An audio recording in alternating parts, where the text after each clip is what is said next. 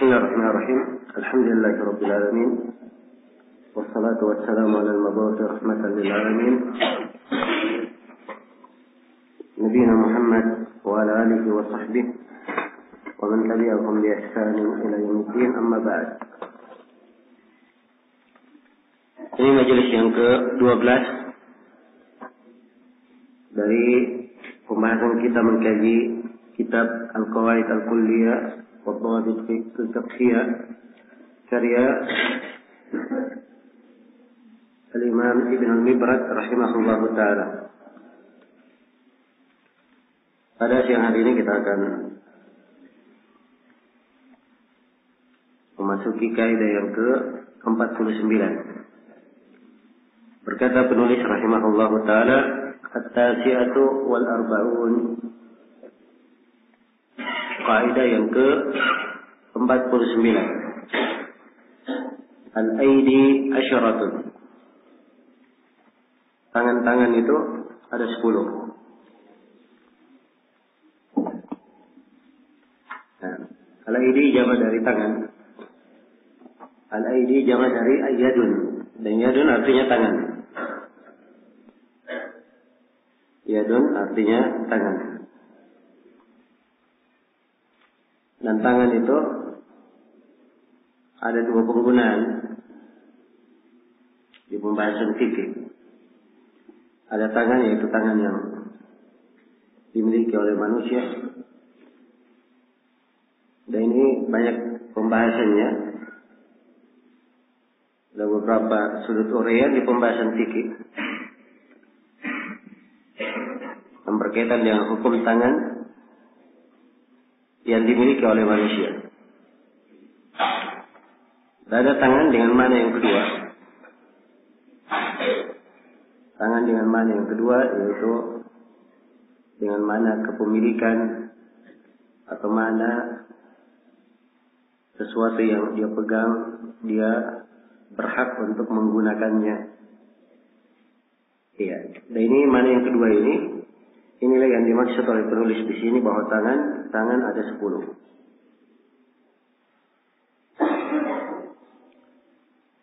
Kata beliau rahimahullah, al-aidi asyaratun. Tangan-tangan itu ada 10. Yang pertama, malikatun milkan sahihan. Ada tangan memiliki dengan kepemilikan yang sahih. Kepemilikan yang telah benar, telah syah. Ini tangan jenis pertama. Dan ini banyak ya, seorang memiliki dengan kepemilikan yang sahih. Ada harta atau barang dia miliki dengan cara jual beli. Ada yang dia miliki dengan cara dihibahkan kepadanya. Ada yang dia miliki dengan cara dia warisi. Ada yang dia miliki dengan cara diwasiatkan. Ya. Maka ini milkan sahihan. Jelas ya? Ini yang pertama. Kemudian yang kedua. Yang kedua, man laha syubhatu milkin bi aqdin fasidin atau istila'in bistibahin. Tangan yang kedua adalah tangan yang memiliki syubhat kepemilikan dengan akad yang fasid, dengan akad yang rusak. Jadi kalau akadnya fasid atau akadnya batil, berarti akad itu tidak syah. Iya. Namun dianggap bahwa itu adalah kepemilikannya. Dianggap itu adalah kepemilikannya. Jelas ya? Padahal akadnya adalah akad yang tidak syah. Nah, anggapannya ini dihitung syubhat. Ada kesamaran padanya. Iya. Ini tentunya di dalam beberapa keadaan, seperti itu dalam nikah, dia nikah dengan perempuan, akadnya fasid, dianggap itu istrinya, atau dia melakukan transaksi jual beli, bentuk transaksinya adalah transaksi yang fasid, tidak syah di dalam syariat, dianggap karena dia sudah transaksi dianggap itu miliknya, dia gunakan. Atau istilah bistibah, dia menguasai sesuatu, dia menyangka bahwa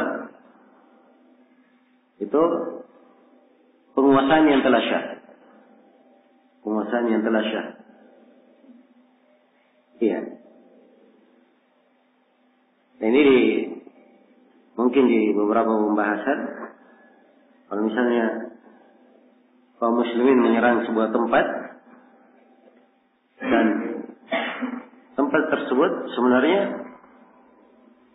tidak dianggap sebagai tempat yang boleh diperangi. Hanya saja terjadi istibah. Dianggap bahwa dia adalah kafir harbi, ternyata bukan. Setelah dikuasai, digunakan sesuatu, semuanya terjadi karena istibah. Maka ini yadul, bentuk kepemilikan, ada syubhat, atau dia istilah karena ada istibah. Jelas ya? Baik. Ini dari sisi hukum dibedakan ya, ada konsekuensinya kalau diketahui. Misalnya yang pertama, kepemilikan dengan kepemilikan syah. Konsekuensinya kalau dia miliknya, dia berhak menggunakannya. Ya, dia berhak menuntut kalau dia mengambilnya dan seterusnya. Yang kedua ini konsekuensinya kalau dia melakukan hal-hal yang berkaitan dengan kepemilikan ini, dia tidak sama dengan orang yang seperti orang yang mencuri, orang yang merampok, tidak sama. Sebab dia ada syubhat, dianggap miliknya padahal bukan. Jelasnya? Kemudian yang ketiga, wayadu amanatin kamurtahin. Wayadu amanatin kalmurtahin.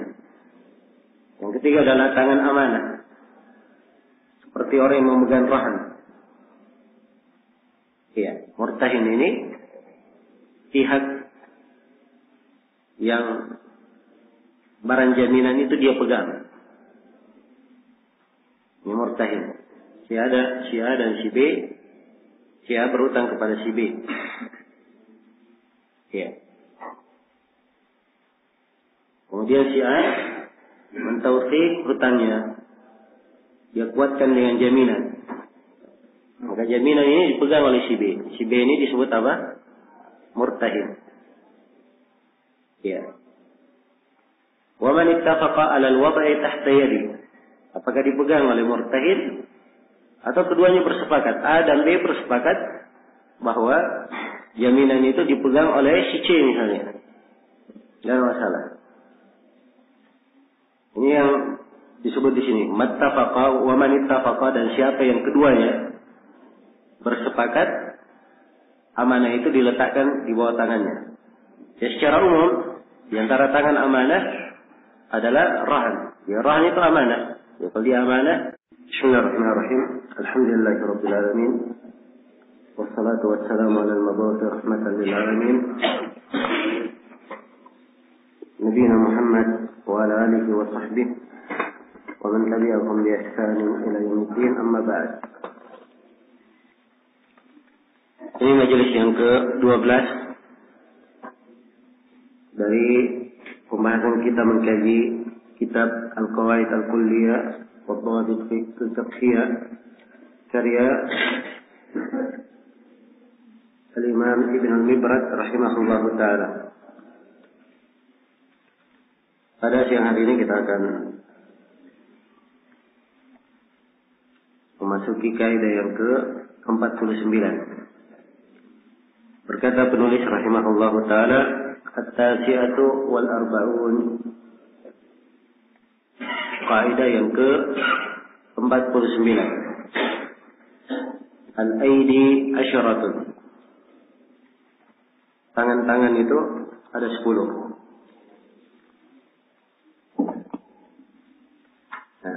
Al-aidi jamak dari tangan. Al-aidi jamak dari yadun. Dan yadun artinya tangan. Yadun artinya tangan. Dan tangan itu ada dua penggunaan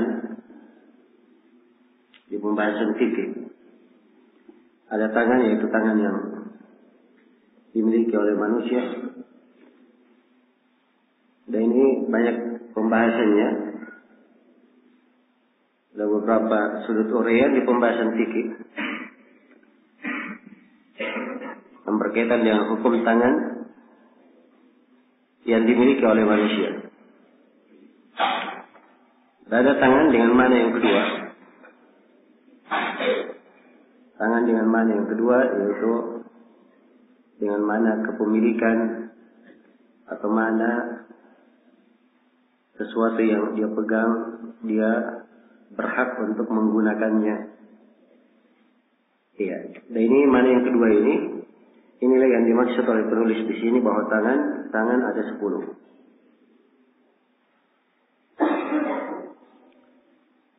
Kata beliau rahimahullah, al-aidi asyaratun. Tangan-tangan itu ada 10. Yang pertama, malikatun milkan sahihan. Ada tangan memiliki dengan kepemilikan yang sahih. Kepemilikan yang telah benar, telah syah. Ini tangan jenis pertama. Dan ini banyak ya, seorang memiliki dengan kepemilikan yang sahih. Ada harta atau barang dia miliki dengan cara jual beli. Ada yang dia miliki dengan cara dihibahkan kepadanya. Ada yang dia miliki dengan cara dia warisi. Ada yang dia miliki dengan cara diwasiatkan. Ya.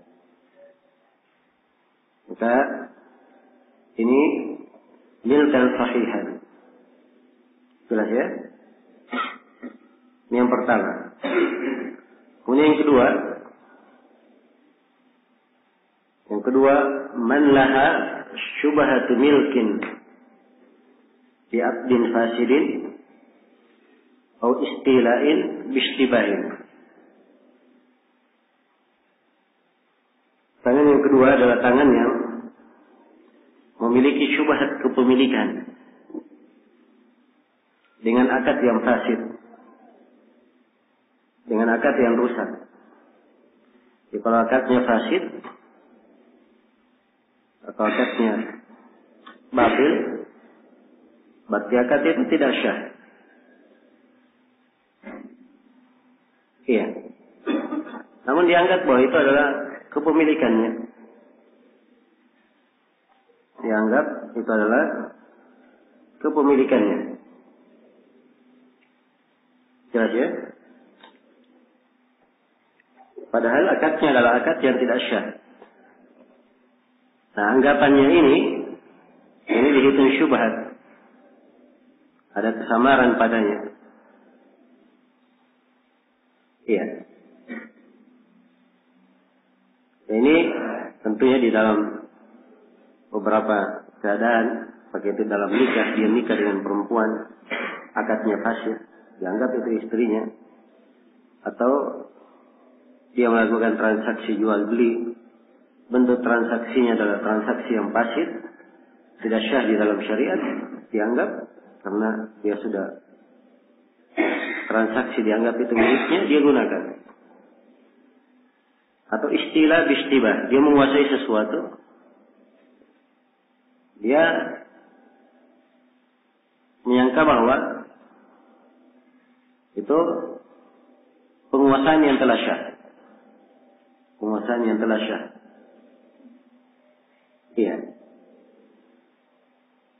Nah, ini mungkin di beberapa pembahasan, kalau misalnya kaum muslimin menyerang sebuah tempat dan tempat tersebut sebenarnya tidak dianggap sebagai tempat yang boleh diperangi. hanya saja terjadi istibah. Dianggap bahwa dia adalah kafir harbi, ternyata bukan. Setelah dikuasai, digunakan sesuatu, semuanya terjadi karena istibah. Maka ini yadun bentuk kepemilikan, ada syubhat, atau dia istilah karena ada istibah. Jelas ya? Baik. Ini dari sisi hukum dibedakan ya, ada konsekuensinya kalau diketahui. Misalnya yang pertama, kepemilikan dengan kepemilikan syah. Konsekuensinya kalau dia miliknya, dia berhak menggunakannya. Ya, dia berhak menuntut kalau dia mengambilnya dan seterusnya. Yang kedua ini konsekuensinya kalau dia melakukan hal-hal yang berkaitan dengan kepemilikan ini, dia tidak sama dengan orang yang seperti orang yang mencuri, orang yang merampok, tidak sama. Sebab dia ada syubhat, dianggap miliknya padahal bukan. Jelasnya? Yang ketiga, wayadu amanatin kamurtahin. Wayadu amanatin kalmurtahin. Yang ketiga adalah tangan amanah. Seperti orang yang memegang rahan. Iya, murtahin ini pihak yang barang jaminan itu dia pegang. Ini murtahin. Si A dan si B. Si A berutang kepada si B. Iya. Kemudian si A mentauqif hutangnya, dia kuatkan dengan jaminan. Maka jaminan ini dipegang oleh si B. Si B ini disebut apa? Murtahin. Ya. Wa man ittafaqa 'ala al-wad'i tahta yadi. Apakah dipegang oleh murtahin atau keduanya bersepakat? A dan B bersepakat bahwa jaminan itu dipegang oleh si C misalnya. Tidak masalah.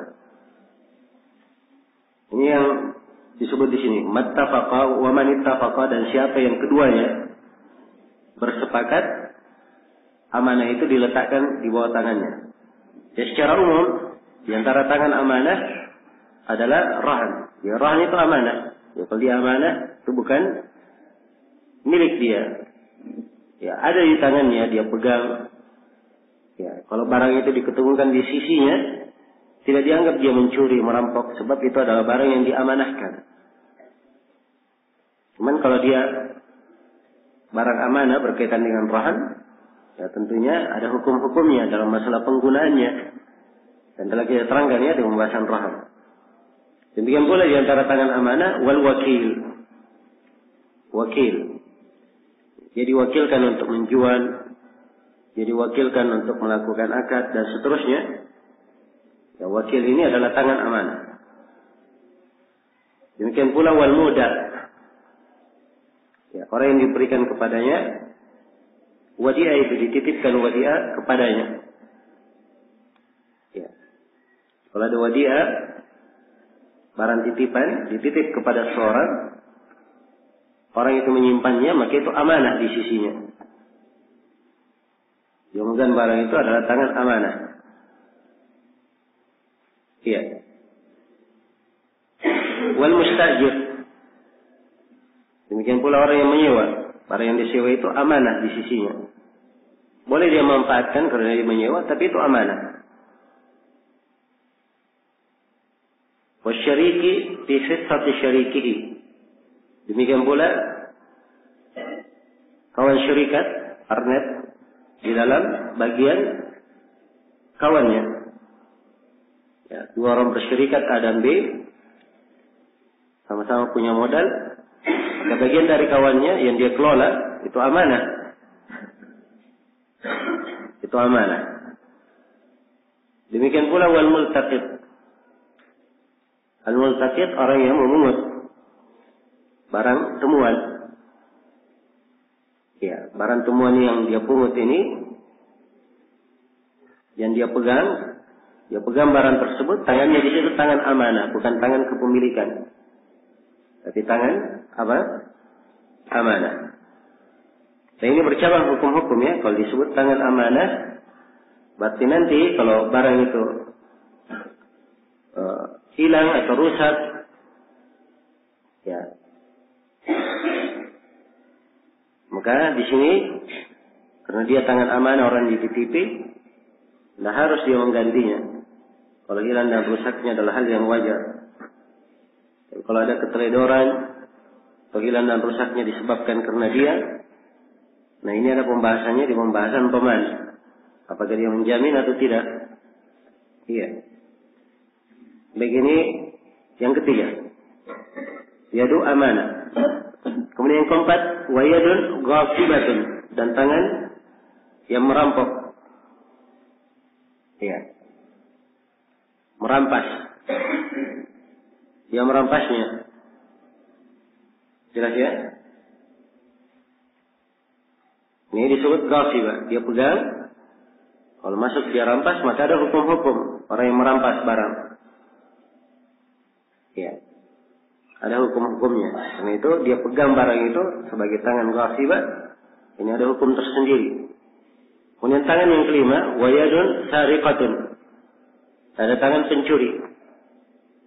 Betul barang dia pegang ada sisinya, tapi barangnya dicuri dari orang.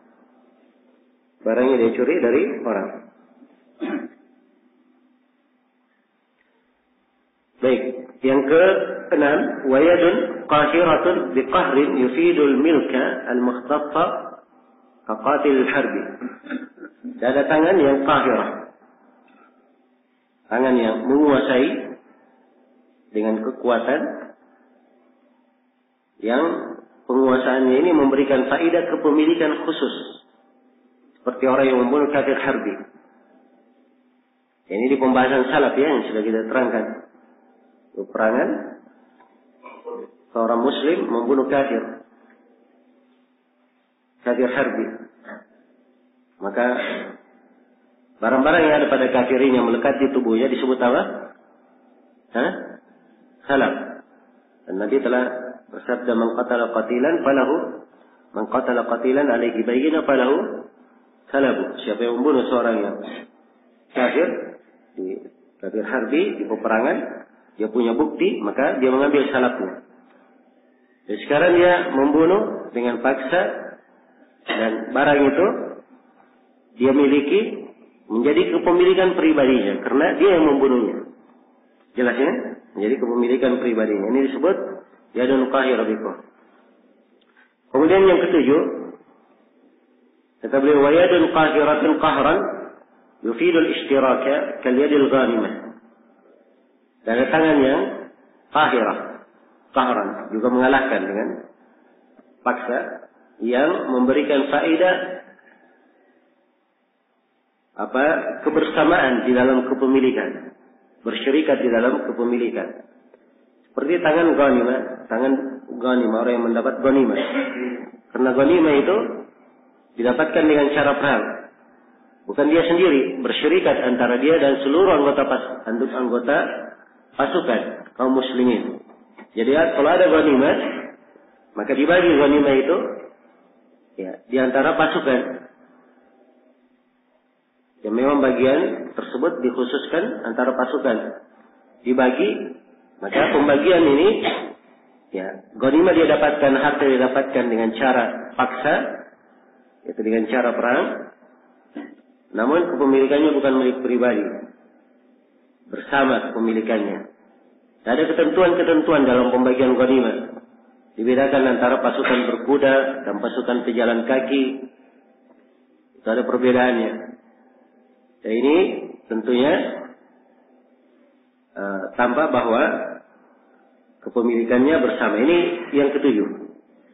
Kemudian yang kedelapan, kata beliau, wayadun wajidatun ma yufidul milkal mujiba lihaqqin alaihi li ghairihi fiwa wajadahu kawajidil ma'dini warrikaz. Dan tangan yang mendapatkan, dia menemukan sesuatu yang mewajibkan, sesuatu yang dia temukan itu ya menjadi hak baginya. Ada juga hak untuk orang lain pada yang dia ketemukan. Seperti orang yang menemukan ma'din, tambang, atau orang yang menemukan rikaz, harta peninggalan masa jahiliyah. Setelah kita sebutkannya di pembahasannya di bab zakat, kalau dia dapat, diambil. Ya, rikaz misalnya dia dapat rikaz, diambil. Tapi dari rikaz yang dia dapat itu 1/5 itu bukan milik dia, tapi milik siapa? Orang lain. Karena itu diserahkan untuk dibagi, dikeluarkan sebagai zakatnya. Jelas ya? Baik. Ini yang ke-8. Yang ke-9 kata beliau wayadun hukmiyah. Ya, dan tangan sifatnya dia memiliki hukum. Hukumnya sama seperti itu. Yang disebut yadun hukmiyah. Wa huwa idza dakhala al-haram bi saydin azala yadahu al-musyahadata anhu.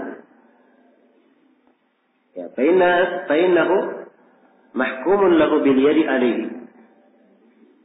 Ya, seorang yang masuk ke haram dengan hewan buruan, namun dihilangkan darinya tangannya yang mempersaksikan. Dihilangkan darinya tangannya yang mempersaksikan. Ya, maksudnya ditampakkan bahwa dia seakan-akan tidak ada andil di dalamnya. Ya. Fa'innahu mahkumun lahu bil yadi alayhi. Maka ini diberi hukum bahwa dia punya tangan di dalamnya. Kemudian penulis lebih menjelaskan lagi mana ucapan beliau ini. Kata beliau, bimana annahu idza kharaja min al-haram wa wajada ma ghairihi akhadahu. Ya. Maknanya apabila dia keluar dari tanah haram, kemudian dia dapatkan hewan buruan itu di sisi orang lain, maka akhadahu, diambil. Sebab hukumnya itu adalah apa? Masuk ke dalam kepemilikannya. Ini yadun hukmiyah. Wa kadzalika man ghaffaba sayda ghairihi, ya, fa innal maqsuba minhu mahkumun lahu bil yadi. Demikian pula orang yang merampas hewan buruan orang lain, dia rampas dari orang itu. Ada yang memburu, si A memburu, dirampas oleh si B. Ya.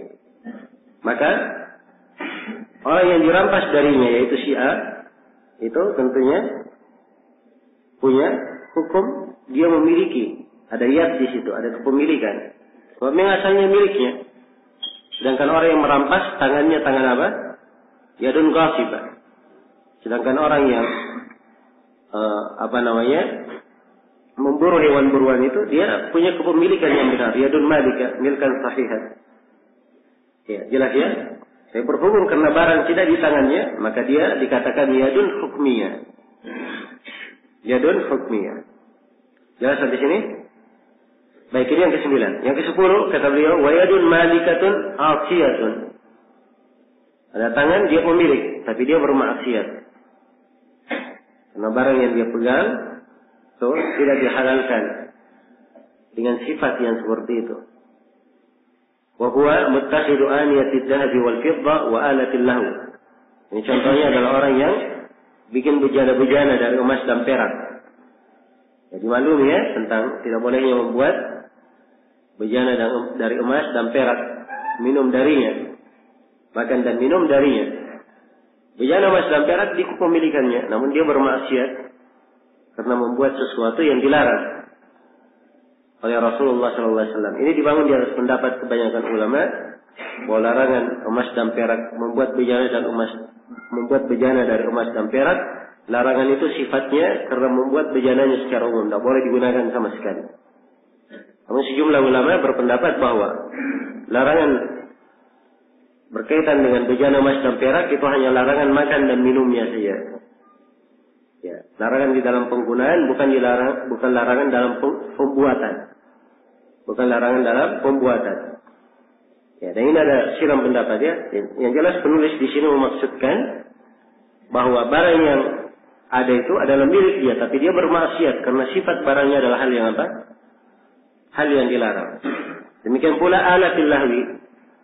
Ya, alat-alat musik itu haram alatnya. Kalau barang milik dia, tapi dia bermaksiat dengan barang yang dilarang tersebut. Baik, ini jenis-jenis tangan yang memiliki. Nah, Ini termasuk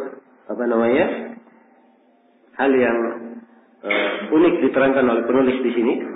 Ya, beliau berikan kesimpulan tentang tangan-tangan yang memiliki. Ya. Ini banyak kaitannya ya di dalam memberikan hukum kepemilikan itu milik siapa. Kemudian juga ada keterkaitannya di peradilan. Ya. Ini keterkaitan pembagian yang disebut oleh penulis. Baik, kita berpindah ke kaidah berikutnya. Kata beliau, Al-Khamsun, kaidah yang ke-50. Kaidah yang ke-50.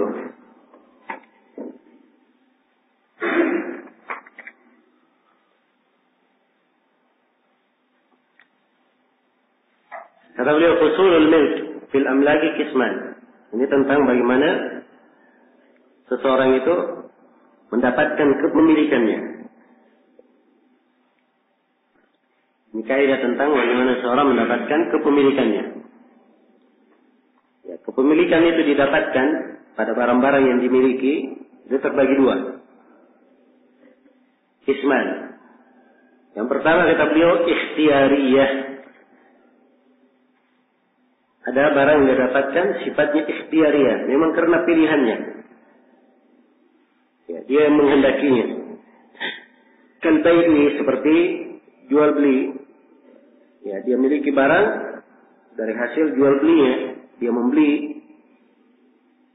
Wal hibah, dengan demikian pula dengan hibah, dia menerima hibah, diberikan kepadanya. Diberikan kepadanya. Baik. Jadi di sini kepemilikannya sifatnya apa? Ikhtiyariyah. Dia menghendaki, setelah dia lakukan sebab-sebabnya atau dia mendapatkan sebab-sebabnya, dia memiliki barang itu. Ini ikhtiyariyah. Tapi kalau qahriyah, ya. Yang kedua, wa qahriyah, itu menjadi kepemilikannya secara paksa. Ya, dia mau tidak mau itu dia adalah miliknya. Jelas ya? Mau tidak mau itu adalah apa? Itu adalah miliknya. Nah, ini maksudnya qahriyah. Contohnya alir, warisan. Ya, ahli warisnya meninggal, dia seorang meninggal, dia adalah ahli waris. Maka warisan, ya, itu pasti berpindah kepadanya. Dia suka tidak suka, mau tidak mau, warisan itu masuk ke dalam kepemilikannya. Jelas ya? Ini qahriyah namanya. Demikian pula wal luqata. Dan barang yang dipungut. Ada ihdar riwayat ini ba'dal haul. Barang yang dipungut setelah setahun. Nah, barang yang dipungut akan datang nanti di kaidah berikutnya. Ya, pada keadaan dia telah diumumkan selama setahun. Setelah diumumkan setahun, ditakrif selama setahun, pemiliknya tidak datang, maka barang itu boleh dia gunakan. Ya. Dia masuk ke pemilikannya di sini bukan dengan pilihannya, sebab dia umumkan. Ya. Bukan dia ingin miliki, dia umumkan. Ya. Tapi syariat menentukan kalau sudah lebih setahun itu masuk ke dalam apa? Kepemilikannya boleh dia gunakan. Ini dibangun di atas salah satu riwayat ya dari Imam Ahmad. Dan ada riwayat yang lain dikatakan bahwa itu adalah ikhtiyariyah. Ya, karena memang barangnya kalau dia ingin gunakan, dia gunakan.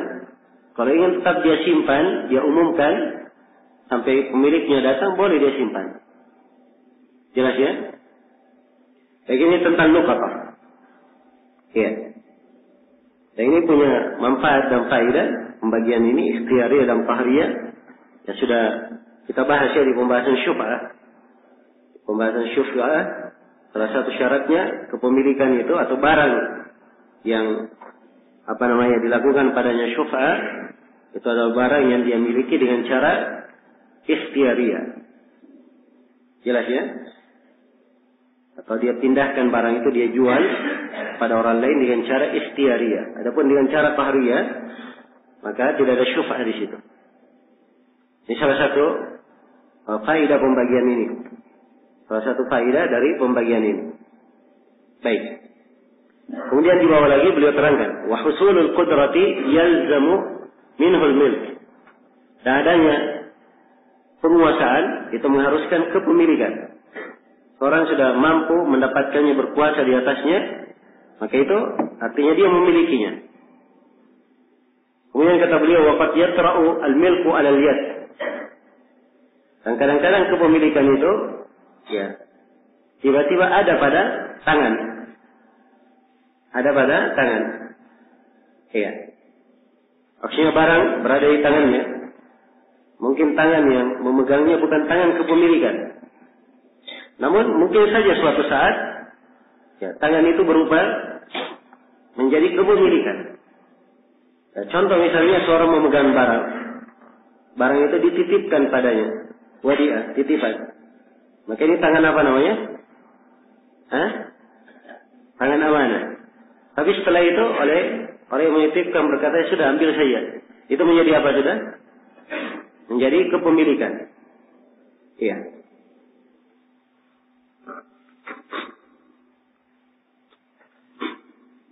Baik. Kemudian kata beliau, waqad tatakhallafu al-yadu 'anil milk. Dan kadang tangan itu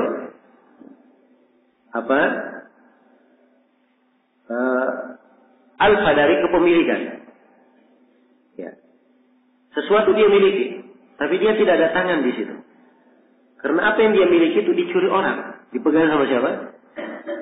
Dipegang sama orang. Ya. Maka ini kepemilikan milik dia, tapi tangan bukan dia yang pegang barangnya. Ya. Bukan dia yang memegangnya. Jelas ya? Baik. Ada mobil misalnya, diketemukan orang ditabrak mobil, mati orangnya. Yang ada cuma jenazah orang di situ dan mobil saja, tidak ada orangnya, pengemudinya tidak ada. Iya. Ternyata mobil diketahui pemiliknya. Jelas ya? Diketahui pemiliknya.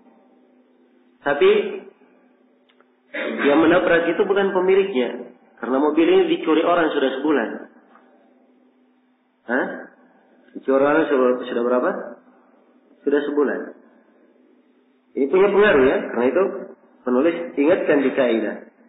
Ya jangan dikira dibuat kaidah begini tidak ada faedahnya. Dia ada keterkaitannya dalam beberapa bentuk hukum. Karena itu beliau bedakan. Ya, beliau bedakan. Betul mobil kepemilikannya, tapi bukan dia yang menabrak. Bukan dia menabrak. Nah, karena itu diterangkan ada jenis tangan-tangan yang dia yang memegang, menggunakan dan seterusnya. Dan ada jenis kepemilikan. Agar supaya nanti seorang pandai membedakan. Ya, tidak menjatuhkan hukum sembarangan. Nah, ini diantara manfaatnya. Baik, selesai ya. Ini dua kaidah, kaidah 49 dan 50 ini ada keterkaitannya. Ya, kemudian kaidah yang ke 51, kaidah berikutnya. Kata penulis rahimahullah,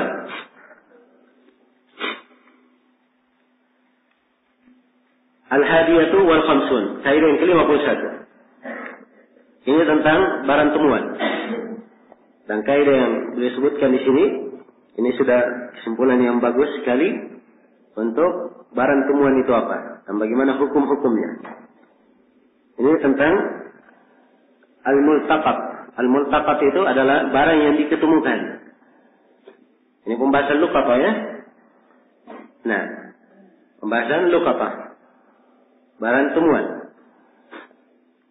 Beliau membagi al-multaqatu salasatu aqsam. Barang yang diketemukan itu ada 3 bentuk, ada 3 jenis. Ada 3 jenis barang yang diketemukan. Yang pertama, ma la tatba'uhu himmatu awsatin nas bimilkin fala ta'rif. Yang pertama adalah apa yang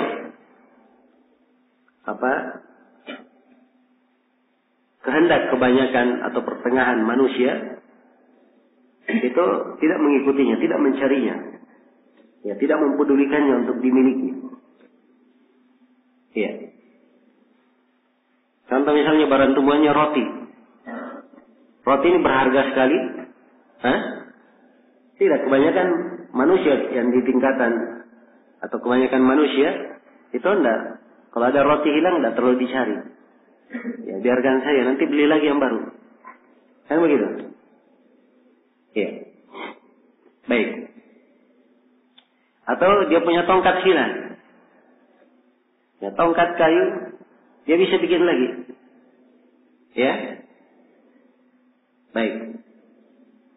Maka yang seperti ini, apa hukumnya kalau barang temuan seperti ini? Kata beliau, pada ta'rif, tidak ada ta'rif, ambil saja. Ya. Jelas ya? Nah, ini kalau pembahasan luka atau dikatakan luka atau dipungut, itu kalau memang tidak ada pemiliknya. Ini ingat ya, kalau kita sudah sebut luka atau memang sudah dimaklumi pemiliknya tidak diketahui. Bukan ada orang, pemiliknya ada di dalam. Karena tongkatnya diparkir, diambil, oh ini barang temuan. Ya. Itu tidak benar ya. Ya ketemukan tongkat. Ya memang tidak ada orang di situ. Dan tidak ada tanda-tanda ada yang memilikinya. Diketahui pemiliknya. Jelas ya? Ini boleh diambil. Ya demikian pula kalau dia ketemu duit. Ya. Dia dapat duit 5.000 di jalan. Boleh diambil atau tidak? Hah? Ya biasanya duit 5.000 itu kalau hilang orang tidak cari. Ya. Jarang orang yang hilang duitnya 5.000 dia keliling sehari semalam pergi cari di jalan. Ya. Sebab ini memang bukan hal yang apa? Kebanyakan manusia memikirkannya. Ya, makanya seperti ini kalau dia dapat dia semua boleh saja diambil dia gunakan apa namanya? Tidak perlu dia tarik. Tidak perlu dia tarik. Nah, baik. Pernah di Yaman ada anak kecil, anak Malaysia. Dia ketemu duit 100 real, 100 real Yaman. Saya lupa sekarang. Yang jelas 100 real Yaman itu murah. Mungkin dah sampai 5.000. Ya. Ketemu duit 100 real Yaman. Ya. Anak ini bilang, saya ketemu duit. Gimana duitnya? Ya sama kawan-kawan ya dikerjai saja. Wah tidak boleh itu, haram kamu gunakan. Ya. Tapi anak ini dia pintar, dia datang ke Syekh Mukbil. Datang ke Syekh Mukbil. Ya Syekh, anak dapat duit ini. Boleh anak belanja? Kata Syekh silakan, kamu belanja saja kata Syekh. Ya.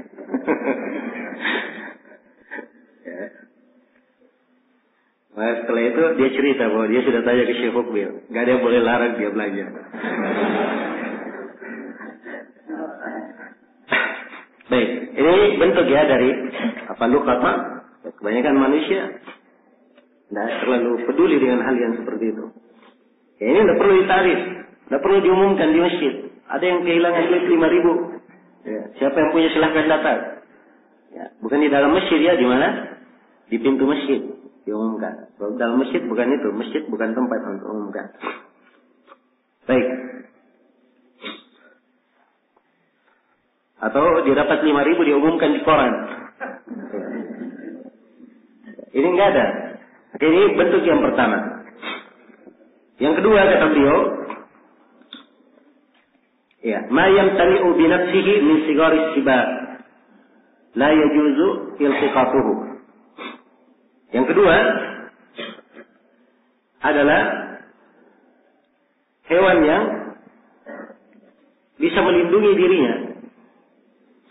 Hewan yang bisa melindungi dirinya dari binatang buas yang kecil. Ya, binatang buas yang kecil. Nah, baik. Jadi ada hewan, dia ketemukan. Tapi hewan ini bisa melindungi dirinya dari binatang buas yang kecil. Mungkin karena hewan ini besar, seperti dia ketemu onta, sapi, ketemu kuda, keledai. Nah mungkin dia kata, oh saya pungut saja kerbau ini daripada dimakan serigala. Ya. Sebab tidak mungkin ada kerbau dimakan serigala. Daripada dia dimangsa oleh anjing. Ya. Ini tidak mungkin ya. Jadi yang seperti ini dia bisa melindungi dirinya sendiri. Atau dia misalnya hewannya burung. Ya, burung ini bisa melindungi. Kalau ada yang kejar, tangkap dia bisa apa? Terbang. Ya. Atau dia ketemu rusa. Ya, rusa ini kalau dikejar sama anjing, rusa lebih cepat larinya. Jelas ya? Tadi dikejar oleh binatang buas, bisa dilindungi dirinya cepat. Nah, atau binatang itu sendiri bisa melindungi dirinya. Ya. Kalau dia ketemu singa misalnya, milik orang, ya, singa dia bisa melindungi. Siapa yang berani? Ya. Maka tidak boleh dia katakan, oh saya ketemu singa, ini barang temuan. Ya. Padahal itu ada singa milik kebun binatang misalnya, ya. Atau milik orang. Baik, ini contoh ya disebut di dalam buku-buku fikih. Baik, yang seperti ini kata penulis hukumnya apa? Boleh diambil atau tidak? Kata beliau, la yajuzu iltiqatuhu, itu hukumnya. Tidak boleh dipungut, tidak boleh diambil. Dan ini dalilnya. Kalau yang pertama tadi, yang kebanyakan manusia tidak mencarinya, itu dalilnya hadits Jabir riwayat Abu Dawud. Ya, rakhasa lana Rasulullah sallallahu alaihi wasallam fil asra was saud wal habal yaltaqituhu ar-rajul. Rasulullah sallallahu alaihi wasallam memberikan keringanan pada kami, pada tongkat, pada cambuk, pada tali, boleh dipungut oleh seorang. Ini barang-barang tidak terlalu diperhatikan oleh kebanyakan orang. Yang kedua, yang hewan yang bisa melindungi dirinya sendiri, itu tidak boleh dipungut. Dalilnya adalah hadits Zaid bin Khalid al-Juhani. Ya, haditsnya ini merupakan hadits pokok ya di pembahasan luqat, hadits Zaid bin Khalid ini. Dan di salah satu potongan haditsnya khusus untuk masalah ini, Rasulullah SAW ditanya amdalatil ibil, tentang onta yang hilang. Ya. Ada onta diketemukan dan diketahui pemiliknya. Maka Nabi berkata, malaka walaha. Ya, ada apa kamu? Apa urusanmu dengan onta itu? Maha siqa'uha wa hida'uha. Taridul ma' wa ta'kulu syajar hatta yajiduha rabbuha. Kata beliau, ada apa urusanmu antara kamu dengan unta itu? Unta itu dia punya perbekalan minumnya, dia ada sepatunya, ya dia bisa mencari air, dia bisa makan pohon, sampai tuannya menemukannya, sampai pemiliknya menemukannya. Maka yang seperti ini tidak boleh dipungut. Jelas ya? Inilah yang dikatakan oleh Umar, orang yang memungut seperti ini, ya, dia memungut barang temuan seperti ini dia pungut. Ini kata Umar, apa man akhada dhallata fahuwa dhallun, kata Umar. Ya, siapa yang mengambil abdallah itu artinya apa? Barang temuan, maka dia dhallun, dia itu dhal, kata Umar. Ya, dhal itu sesat. Tapi maksudnya di sini dia itu salah, keliru, tidak boleh diambil. Jelas ya? Baik. Ya, dan dikiaskan juga apa yang semisal dengan ini. Walaupun disebut di dalam hadis hanya unta, ya, yang semisal dengan itu dikiaskan. Jelas ya? Baik. Seorang ketemu panci besar misalnya. Ya, panci besar ini besar kelihatan. Ya, kelihatan. Mungkin pemiliknya suatu saat datang diambil. Ya. Baik. Apa yang semisal dengan itu? Kemudian yang ketiga kata beliau, wa ma ada dzalika yultaqatu wa yu'arraf. Dan apa yang selain daripada itu dipungut, diambil dan ditakrif. Dipungut dan diambil tapi ditakrif.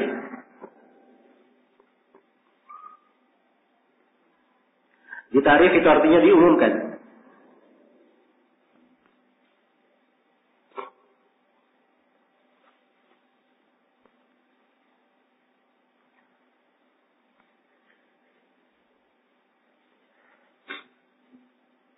Baik. Diumumkan, ditakrif. Jadi disebutkan, pertama disebut ciri-cirinya. Ya. Diterangkan ciri-cirinya.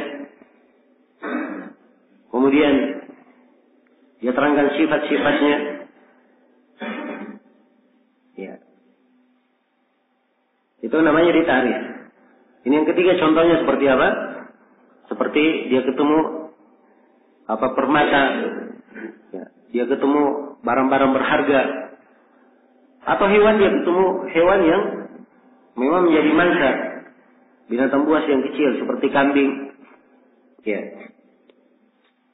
Seperti kambing, anak onta, anak sapi. Ini semuanya masih apa? Masih kecil. Dikhawatirkan binatang buas. Kalau dia ketemu, maka dia boleh memungutnya. Tapi disyaratkan dia harus apa? Mentakrif, mengumumkannya.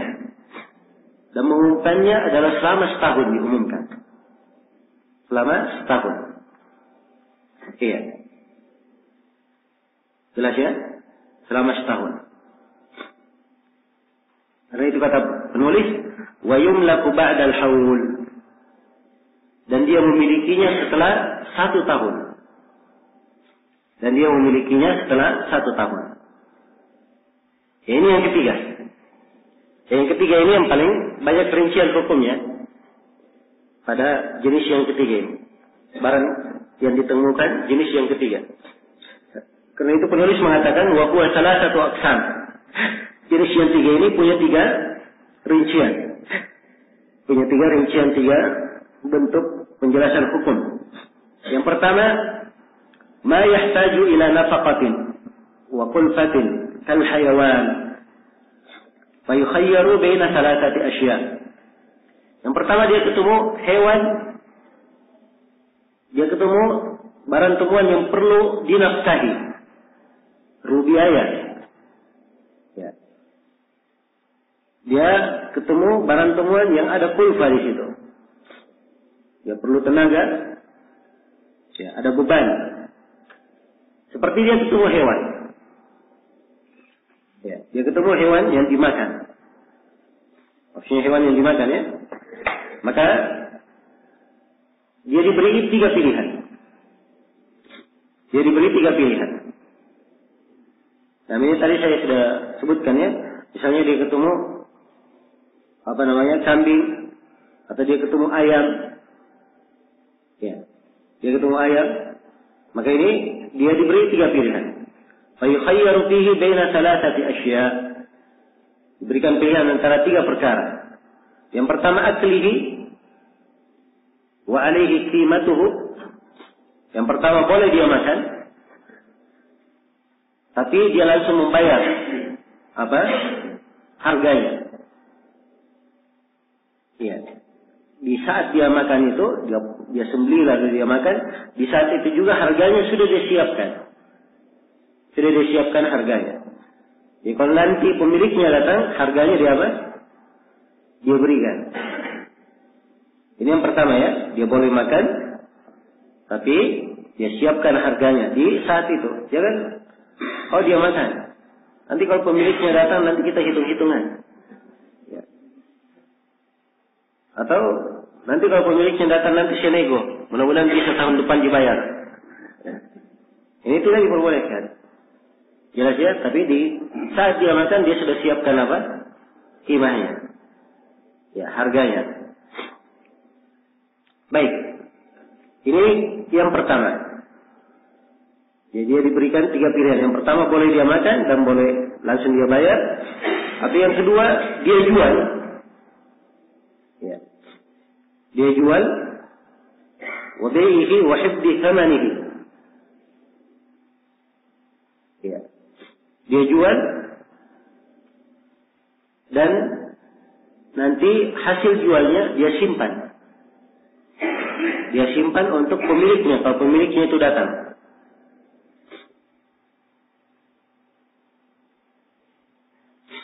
Ya. Atau yang ketiga, wal infaqi alaihi war ruju' bidzalika. Atau dia menafkahinya dan nanti dia kembali kepada ukuran nafkah itu, rujuk kepada ukuran nafkah. Maksudnya yang ketiga ini, dia membiayainya. Jadi kalau kambing dia ketemu, kambing ini dia biayai. Semua pembiayaannya dia hitung. Ya. Selama sebulan dibelikan rumput yang 100.000. Ya. Untuk ada orang yang mengurusnya sekian. Dia siapkan semua biayanya. Begitu pemiliknya datang, ketemu pemiliknya, maka dia sebutkan bahwa kambing ini saya sudah biayai sekian. Nanti pemiliknya yang membayar biaya tersebut. Jelas ya, itu mana warruju bidzalika. Ya, kalau dikatakan yarji, rujuk dia kepada hal tersebut, artinya itu yang dijadikan ukuran. Setelah dia nafkahi, ya dia kembali kepada si pemilik dengan mengukur nafkah yang dikeluarkan. Jelas ya? Ini 3 pilihan. Kalau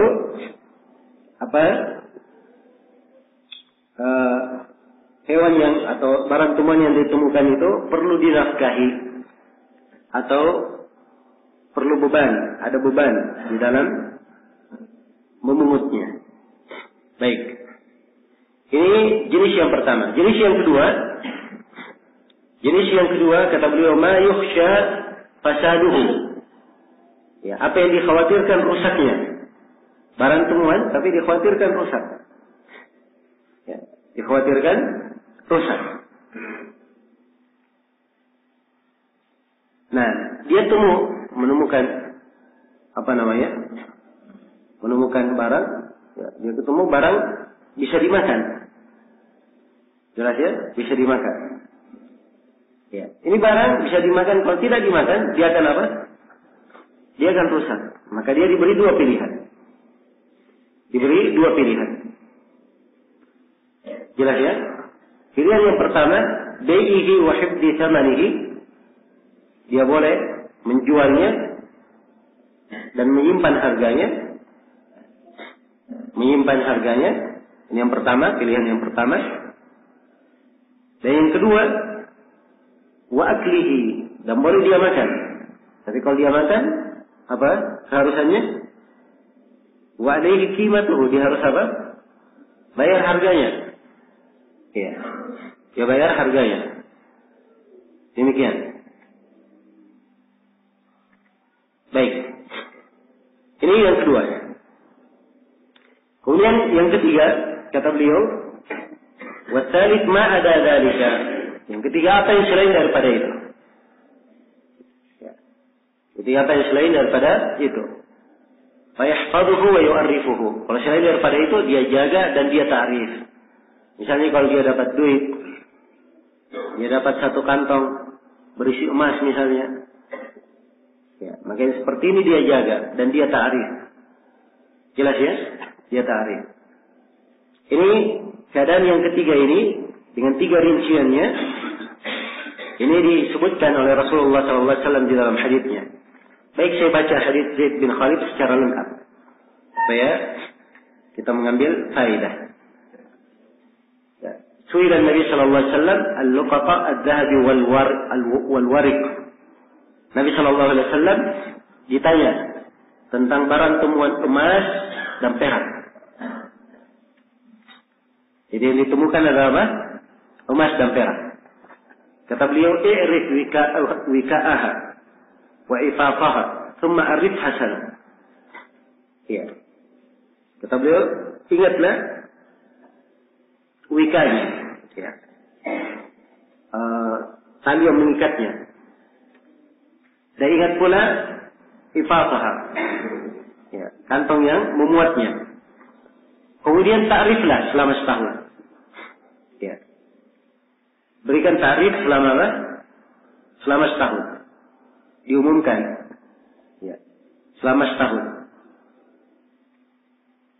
Fa'ilam tu'raf, kalau tidak dikenal, tidak ada yang mengaku itu miliknya, fastafiqha, maka silahkan kamu menggunakannya. Wal takun wadi'atan indaka.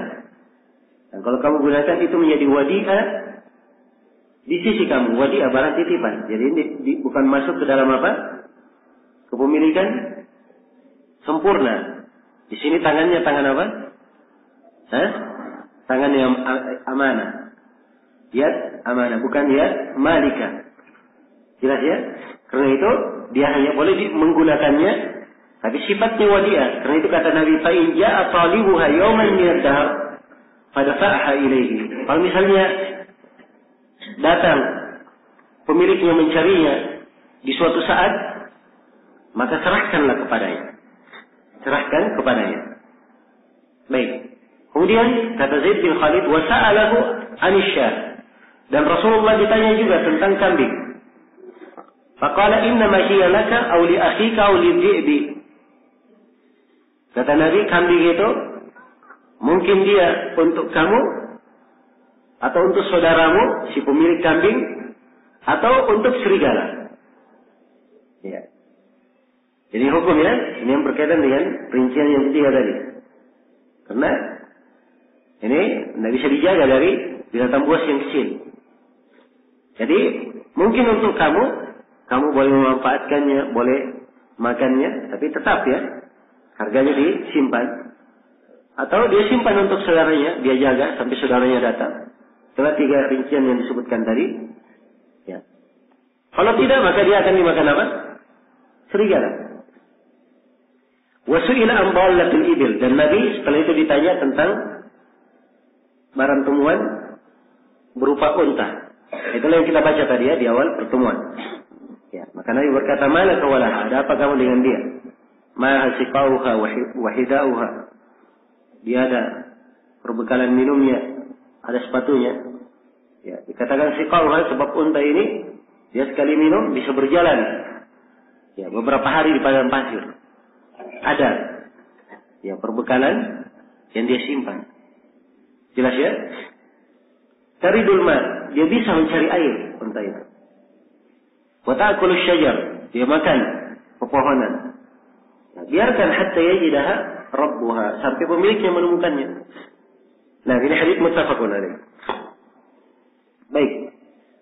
Jadi ini kesimpulan tentang barang yang diketemukan. Dan ini semuanya berdasarkan hadits Zaid bin Khalid. Cuma perlu saya ingatkan di sini bahwa seseorang yang memungut barang itu tidak boleh dia pungut kecuali dia punya kepercayaan pada dirinya bisa mengumumkan barang itu. Dia punya kepercayaan pada dirinya bisa dia umumkan. Jelas ya? Jadi dia pungut karena memang dia bisa mengumumkannya. Kalau dia pungut tapi dia tidak bisa mengumumkan, itu tidak diperbolehkan. Kemudian yang kedua, ya di dalam mentakrifnya, ya, dia jangan terang-terangan mengatakan, oh saya ketemu uang 5 juta. Misalnya. Ya, disebutkan semuanya uangnya pecahan 100. Ya. Ini siapapun bisa datang berkata, mana uang saya 5 juta? Ya. Yang pecahan 100. Oh iya, uang kamu. Tidak. Tapi dia sebut saja pada uang yang diketemukan, dia sebut di mana diketemukannya. Boleh disebut jalannya, boleh disebut antara ini dan ini, misalnya. Ya. Jelas ya? Sehingga kalau orang itu datang, dia bilang, oh saya punya uang, maka diminta kepada dia bayina, keterangan berapa jumlah uangnya. Dia jawab, oh jumlah uangnya 5 juta. Baik uangnya itu apa ininya? Oh dia sebut. Begitu dia sebut ciri-cirinya, yang tidak ada yang mengetahui kecuali pemiliknya, maka dia serahkan. Jelas ya? Dia ketemu dompet. Ya. Dia sebut saja ketemu dompet. Tidak usah diterangkan. Dompetnya apa ya? Datang pemiliknya, tanya dompetnya warna apa? Ya ada apanya dan seterusnya. Jelas ya? Karena itu nanti di emas dan perak beliau katakan, "I'rif wika'aha." Ingat ikatannya. Kemudian ifafaha. Dan ingat kantungnya, warnanya apa, kondisinya apa. Itu semuanya diingat. Jelas ya? Ditakrif selama setahun. Nah, itu namanya mentakrif, mengumumkan. Jadi dia hanya mengglobalkan. Jenis barangnya orang paham, ada barang begitu yang hilang. Tapi kalau dia mau ambil, dia harus punya ciri-ciri ya, yang menyebabkan orang itu yakin bahwa dia adalah pemiliknya. Dia harus mengetahui ciri-cirinya. Demikian. Baik, selesai sudah pembahasan tentang barang temuan. Kemudian kaidah yang ke 52. Kata penulis rahimahullah, ini kaidah yang ke-52 tentang syarat wakaf. Kata beliau, syurutu sihhatil waqfi arba'atun. syarat syahnya wakaf ada 4. Ya, sekarang beliau berbicara tentang syarat wakaf. Wakaf itu, ya, wakaf itu artinya yang dimaksud di dalam syariat kita dengan wakaf ada tahbisul asl wa tasbilul manfaah. Tasbil manfaah. Ya. Harta dasarnya dipegang, manfaatnya yang dialirkan. Manfaatnya yang dialirkan. Ini disebut wakaf. Ya, kalau dia wakaf, dia punya dasar pokok, ya, yang bisa mengeluarkan manfaat. Dari manfaat ini bisa dialirkan. Ya, diwakafkan rumah misalnya. Jelas ya? Rumah terjaga. Ya, manfaatnya bisa dialirkan. Boleh dia,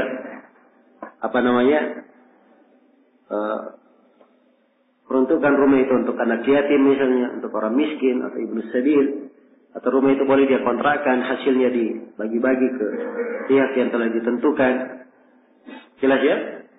Atau dia wakafkan tanahnya tetap ada, bisa dimanfaatkan, bisa dibangun apa saja dari hal-hal yang sesuai dengan amanah pewakafnya. Baik, ini yang dimaksud dengan wakaf. Tahbisul asal wa tasbilul manfaat. Ditahan asalnya dan dialirkan manfaatnya. Dan wakaf ini dia adalah sebuah lahan ketaatan yang sangat dianjurkan di dalam Islam. Dan Rasulullah SAW telah mencontohkan hal ini, ya, telah mengikrar tentang hal ini dan menjelaskan anjurannya. Di antaranya dalam riwayat Muslim, Rasulullah SAW bersabda, "Idza mata al-insanu inqata'a min amalihi illa min salat." Apabila manusia itu meninggal, maka terputus dari amalannya kecuali 3. Salah satunya sedekah jariyah. Sedekah jariyah. Sedekah yang terus berjalan. Ya. Dia bersedekah dengan sesuatu yang ada asalnya, tapi manfaatnya terus apa? Mengalir. Ini pembahasan wakaf. Ya. Kemudian di antara dalilnya, dan ini pokok dalil juga, adalah hadits Umar bin Khattab riwayat Bukhari dan Muslim. Iya. Dan ini dasar pijakan di dalam pembahasan wakaf. Umar berkata, "Ya Rasulullah, inni asabtu malan bi Khaybar. Lam usib qat." Apa kata beliau? "Lam usib qat malan anfas indi minhu." Kata Umar, "Ya Rasulullah, saya dapat bagian harta di Khaybar." Jadi ketika perang Khaybar, banyak harta rampasan perang ya. Dan waktu itu Umar radhiyallahu ta'ala anhu pas dapat bagian tanah yang sangat bagus kan. Iya. Sehingga Umar berkata, "Saya tidak pernah mendapatkan harta yang lebih bernilai di sisiku, di sisi dia ya, daripada harta itu." Iya. Maka ini menunjukkan bahwa kadang sebagian dari dunia itu melekat pada diri seseorang. Ya, Umar berkata bahwa ini tanah yang sangat bernilai bagi dia. Jelas ya? Dan bukan artinya mereka cinta dunia, tidak. Tapi itu tabiat manusia. Namanya tabiat manusia. Ya. Dia senang memiliki kendaraan, dia senang memiliki rumah, dia senang memiliki tanah, dia senang memiliki istri. Kan begitu? Itu tabiat. Ya. Tapi apakah dikatakan dia lebih mendahulukan dunia di atas akhirat? Itu masalah lain. Itu masalah lain. Jelas ya? Baik. Maka Umar berkata, "Fama ta'muruni?" Apa perintah engkau ya Rasulullah kepadaku? Ya, maka Rasulullah menjawab, "In syi'ta habasta aslaha wa tasaddaqta biha." Kalau kamu ingin, kamu tahan asalnya dan kamu bersedekah dengannya. Kamu bersedekah dengannya. Ya, di sebuah riwayat Umar memang sudah menjelaskan beliau ingin berbuat kebaikan dengan harta itu. Ya, dan ini juga menunjukkan bahwa para sahabat itu, ya mereka luar biasa di dalam menghadapi jiwanya. Padahal ini harta sangat bernilai di sisi Umar. Bersamaan dengan itu, beliau mengeluarkan harta itu dan mewakafkannya. Jelas ya? Jadi tertanam di dalam jiwa para sahabat menunjukkan bahwa ini adalah amalan yang agung. Karena itu Rasulullah anjurkan kalau kamu ingin, kamu tahan asalnya, pokok harta itu ditahan, jadikan sebagai harta yang tidak boleh dijual, tidak boleh diberikan, tidak boleh diwariskan, asalnya ditahan, tapi manfaatnya bisa mengalir. Manfaatnya bisa mengalir, dan itulah yang disedekahkan.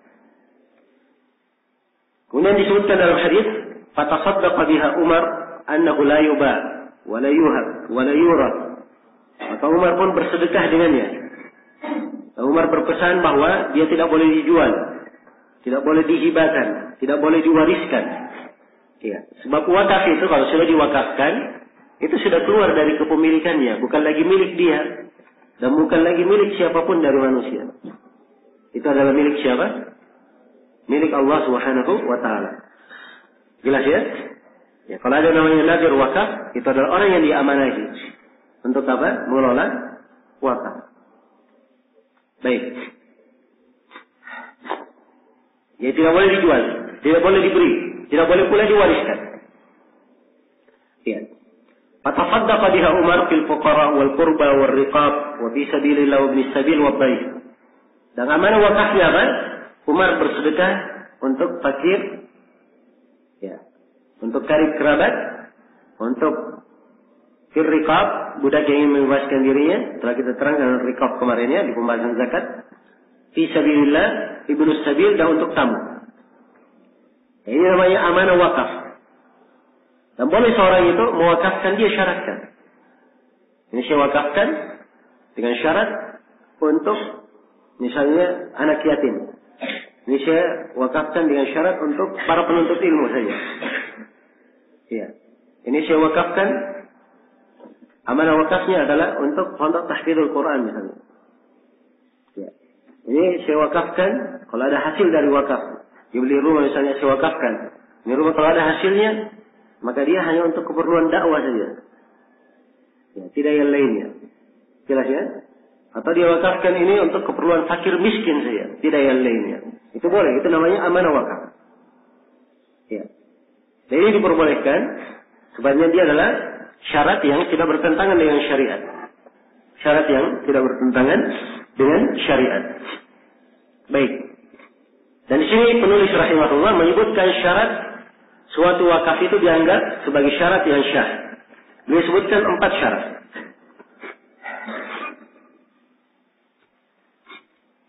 Syarat yang pertama,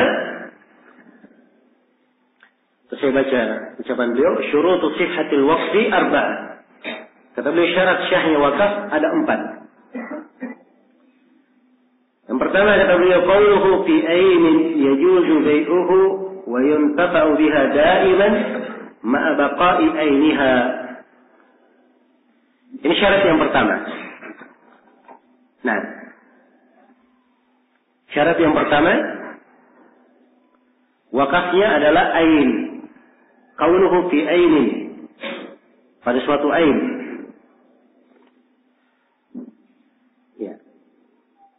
Yajuzu bai'uha, yang mungkin untuk dijual. Boleh untuk dijual. Wa yuntafa'u biha da'iman ma baqai ainiha, dan boleh dimanfaatkan seterusnya.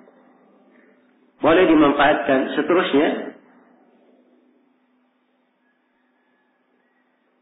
di samping barang itu tetap terjaga, tetap ada.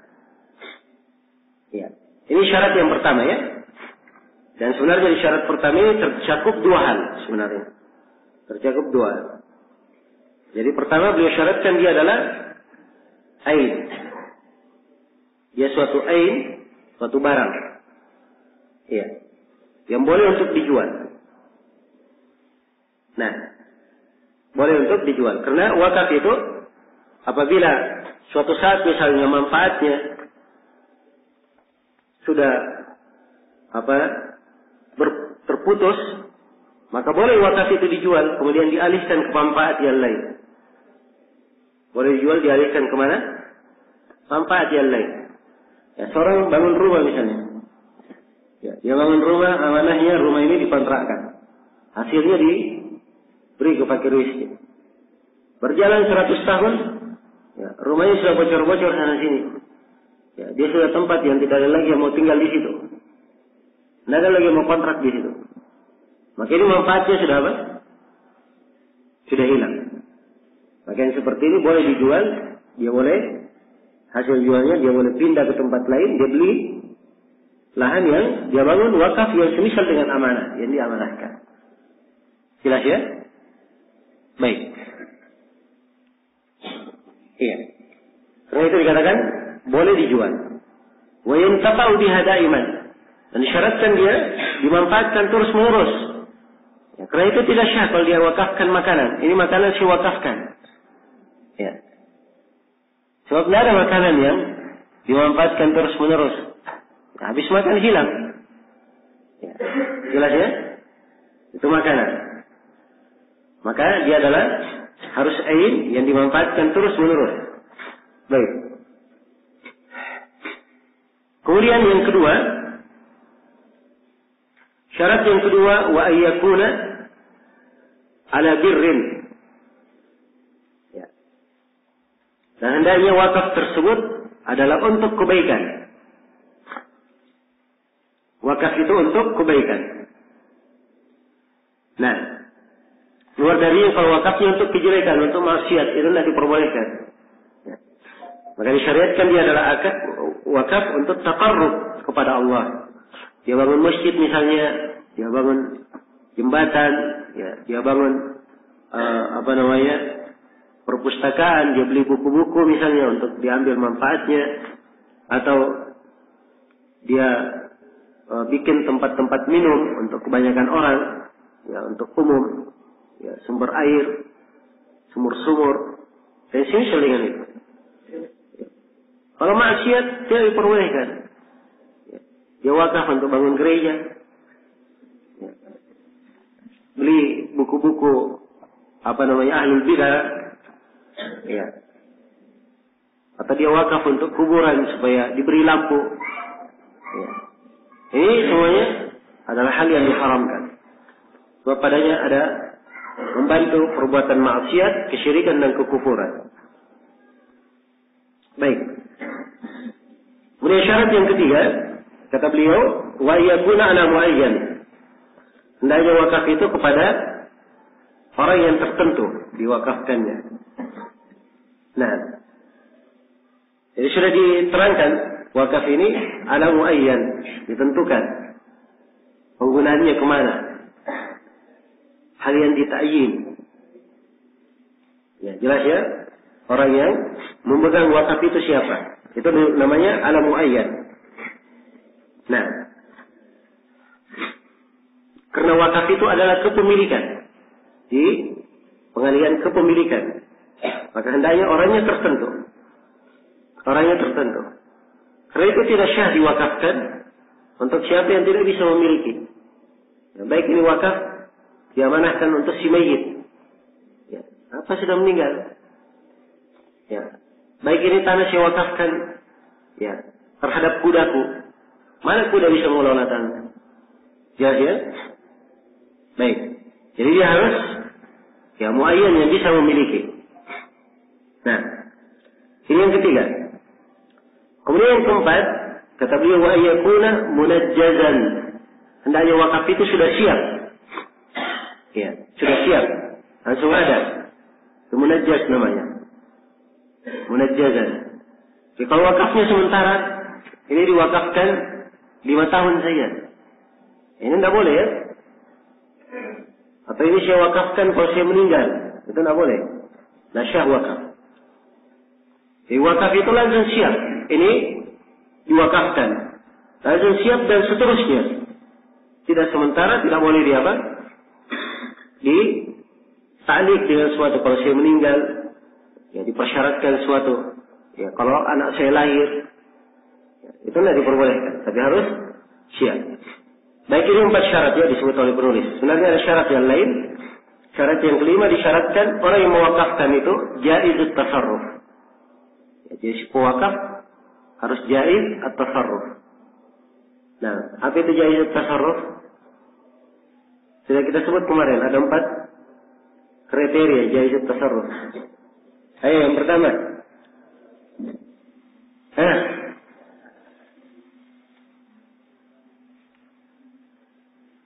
Yang pertama jaiz tasarruf. Dia harus seorang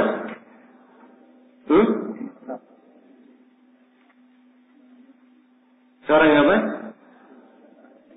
Balik. Terus akil. Terus Rashid. Terus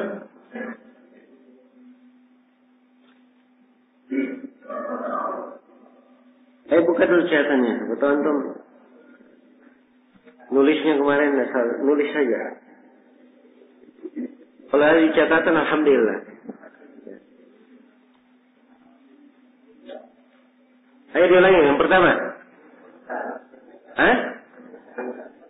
Merdeka. Ya. Bukan budak. Ayakuna hurran. Yang kedua, ayakuna balighan. Ya. Yang ketiga, ayakuna akilan. Yang keempat, ayakuna rasyidan. 4 syarat ya. Itu disebut jaiz at-tasarruf. Baik. Ini syarat yang kelima ya. Kenapa disyaratkan jaiz at-tasarruf? Ya, jangan sampai dia hanya cerita saja, muakaf, tapi dia sendiri tidak pikir kemaslahatannya. Dia hanya punya duit 500 juta. Dan dia kontrak rumah, belum punya milik. Wah, dapat keutamaan tentang wakaf, tiba-tiba naik semangatnya semuanya. Sudah, ini 500 untuk saya wakafkan kebaikan. Dia tidak pikir dia punya tanggung jawab, punya ini, punya itu. Ini ghairu rasyid namanya. Jelas ya? Ya. Jangan dianggap, oh ini orang mirip Abu Bakar As-Siddiq. Itu keliru mirip Abu Bakar As-Siddiq. Abu Bakar As-Siddiq datang dengan seluruh hartanya, tapi dia tidak telantarkan orang-orang yang dibawa nafkahnya. Jelas ya? Masih ada orang-orang yang berada di bawah nafkahnya, itu sudah disiapkan. Seluruh harta yang lain dia bawa untuk dia sedekahkan. Itu Abu Bakar. Tapi ini namanya ghairu rasyid. Jelas ya? Maka disyaratkan jaiz at-tasarruf. Iya. Kemudian disyaratkan juga syarat yang ke-6. Disyaratkan dan diwakafkan itu adalah suatu hal yang muayyan, suatu hal yang tertentu. Maka tidak boleh dia globalkan. Dia punya 5 rumah. Dia katakan saya wakafkan rumahku. Salah satu dari rumahku. Yang mana salah satu dari rumahnya? Ya. Jelas ya? Dia punya 100 unta. Dia katakan saya wakafkan untaku. Unta yang mana? Ya. Ini dia lumayan. Maka harus dia tentukan. Ya, unta yang mana dari unta-untanya tersebut. Baik. Jadi harus muayyan. Selesai sudah ya syarat-syarat wakaf. Kemudian kaidah yang ke-53. Baik, kata penulis rahimahullah, wal wasaya tarji'u ila 5 arkan. Wasiat itu kembali kepada 5 rukun. Ya, ini termasuk kesimpulan fikih yang indah. Coba di sini oleh penulis. Ini pembahasan tentang wasiat. Pembahasan tentang apa? Wasiat. Dan wasiat adalah hal yang disyariatkan. Dan syariatnya ada di dalam Al-Quran, ada dalam hadits Rasulullah SAW, dan disepakati oleh para ulama. Ya, Allah Subhanahu wa taala berfirman, "Kutiba 'alaikum idza hadara ahadakumul maut in taraka khairan al-wasiyatu lil walidaini wal aqrabin bil ma'ruf haqqan 'alal muttaqin." Diwajibkan atas kalian apabila salah seorang dari kalian dihadiri oleh kematian, kalau dia meninggalkan khairan, meninggalkan banyak kebaikan. Kebaikan di sini maksudnya apa? Harta. Dia memiliki banyak harta. Dan diwajibkan dia berwasiat. Ya. Sini penyebutan wasiat ya, menunjukkan disyariatkannya. Dan juga di ayat tentang warisan. Warisan dikeluarkan setelah warisan dibagi, setelah wasiat dia apa? Ditunaikan.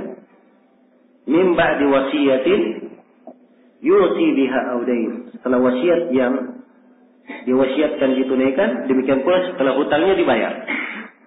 Ya, karena itu ya, di pembahasan fikih, para ulama sebelum membahas pembahasan tentang warisan, pasti yang mereka bahas wasiat dahulu. Ya, sama dengan penulis di sini, kaidah 53 wasiat, kaidah setelahnya baru berbicara tentang warisan. Sebab wasiat dibagi sebelum apa? Dikeluarkan wasiat itu sebelum harta warisan dibagi. Ya. Dan Rasulullah SAW bersabda di dalam hadits riwayat Bukhari dan Muslim, ya, dari hadits Ibnu Umar, "Ma haqqu imri'in muslimin lahu syai'un yusi bihi yabitu lailataini illa wasiyatuhu maktubatun indahu." Tidak ada hak seorang muslim, dia ada sesuatu yang harus dia wasiatkan. Tidak pantas dia bermalam 2 malam kecuali wasiatnya sudah tertulis di sisinya. Dia tulis wasiat itu. Apalagi berkaitan dengan hak-hak manusia. Dia punya hutang terhadap orang, dia tulis semuanya. Dia punya hutang kepada fulan sekian dan sekian. Ada hal yang dititipkan, dia tulis bahwa ada barang yang si fulan dititipkan, barang itu ini dan ini. Itu dia simpan, tertulis. Jadi ya, supaya terang. Jangan sampai ketika dia meninggal, disangka oleh ahli warisnya itu adalah harta, dia padahal harta apa? Harta orang. Nah, dan sepakat para ulama tentang bolehnya.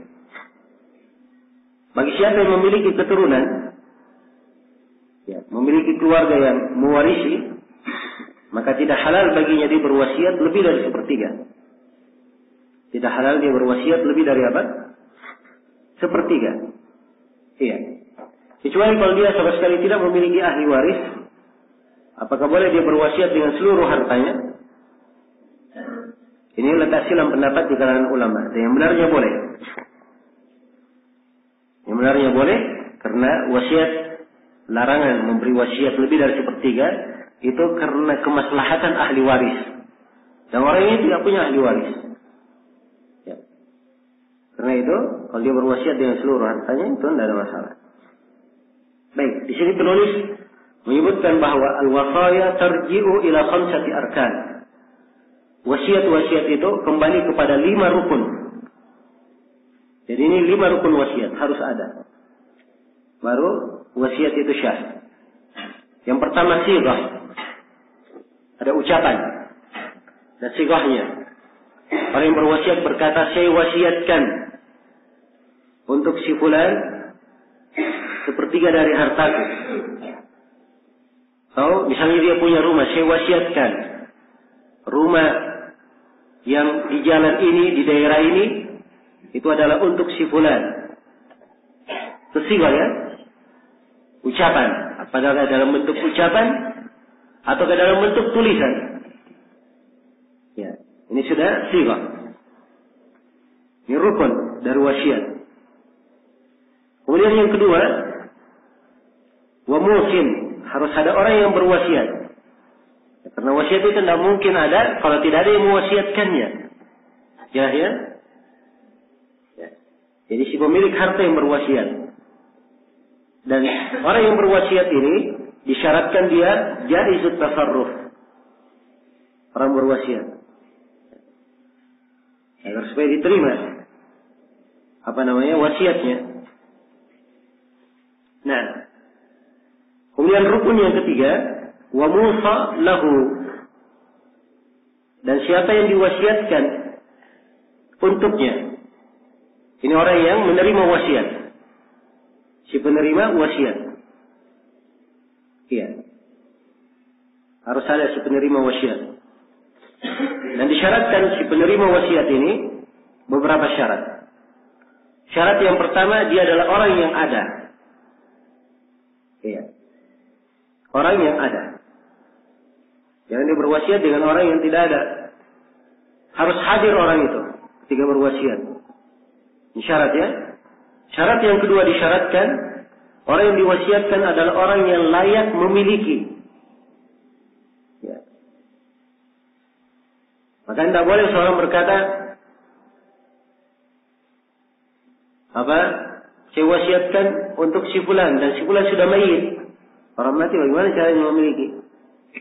Ya. Jelas ya? Atau saya wasiatkan ini untuk si bayi. Mana bayinya masih di apa? Dalam perut. Ini tidak layak memiliki. Nah, kemudian syarat yang ketiga pada orang yang diwasiatkan, ya, dia bukan ahli waris. Dia bukan apa? Ahli warisnya. Ya, sebab kalau ahli waris tidak berhak menerima wasiat. Dan telah syah dari Nabi Shallallahu Alaihi Wasallam beliau bersabda, la wasiyata liwaris. Tidak ada wasiat bagi ahli waris. Kemudian syarat yang ke berapa?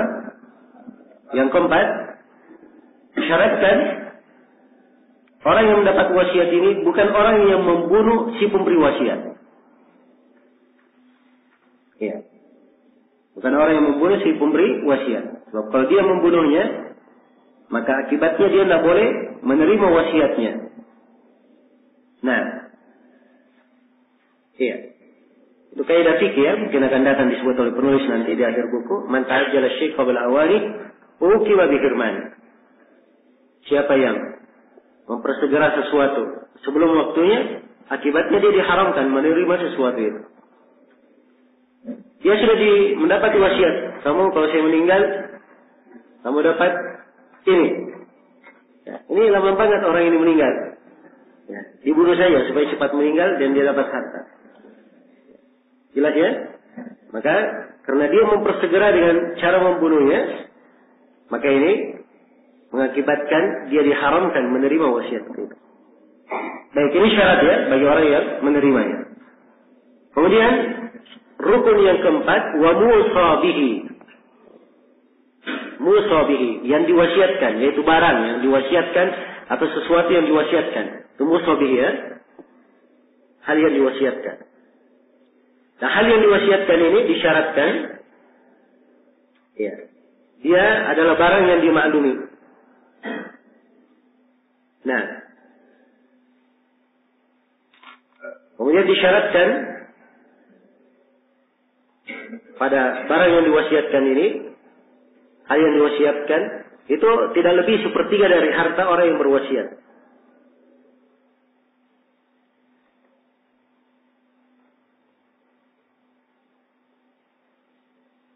Baik, itu diantara persyaratannya. Kemudian yang kelima dari rukunnya, ya, kata penulis rahimahullah ta'ala, yang kelima, wa musa ilaihi, dan siapa yang diwasiatkan kepadanya. Iya. Siapa yang diwasiatkan kepadanya. Yang diwasiatkan kepadanya ini maksudnya orang yang menjadi wakilnya, atau dia mengetahui wasiat itu, kalau dia meninggal dia memberikannya. Ya. Nah, ini musa ilaihi. Ya. Dan untuk hal yang seperti ini persyaratannya dimaklumi ya. Karena kaitannya dengan masalah amanah dan seterusnya. Ini sama dengan pembahasan-pembahasan yang lain. Baik, jadi ini 5 rukun dari rukun-rukun wasiat secara global. Iya. 5 rukun ini harus ada pada wasiat, barulah wasiat itu dianggap sebagai wasiat yang syah. Nah, wallahu ta'ala. Baik, sudah mendekati waktu duhur. Insyaallah ta'ala kita lanjutkan nanti di sesi berikutnya. Ini kita sudah memasuki pembahasan warisan ya. Subhanakallahumma bihamdik, asyhadu an la ilaha illa anta, astaghfiruka wa atubu ilaik. Walhamdulillahirabbil alamin.